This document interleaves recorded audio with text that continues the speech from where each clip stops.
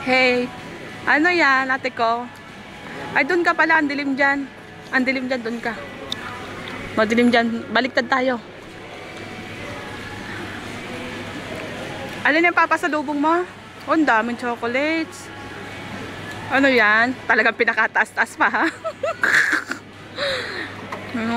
Oh, may nakabalot pa eh. Ay, ang ganda niyan, ate. Hindi ko lang alam. Magkano yan? Ito? Sige, put mo mamaya sa ano ko ito. Sige. Lakad pa. Sadyak, talagang parang bibilihan mo si Tutoy niya na. Lalaki niyan ah. Ginintuan ah. Parang hindi yan masarap. Lakad ka ate, urong ka. Pasalubong ko yan sa bunso kong pinakamamahal. Oo, sige. Urong ka. Madami pa maganda doon. Parang ikaw yung uuwi ah. Urong ka ate, urong ka. Huwag mo soli. Huwag mo soli. Walang makikitang naman ang agala mo.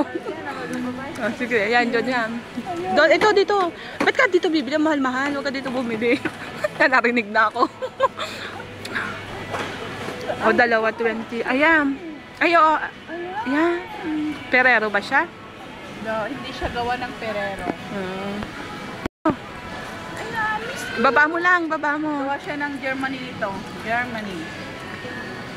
Sila yung pinakamasarap na chocolate. Talaga? O mayroon pa. Meron pa. Sa Poland. Mga Poland. Teka.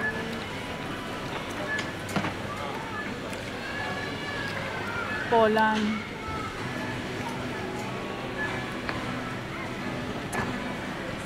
Sila yung anong masarap silang chocolate. Matagayos pala yun. Kaya pala suplada.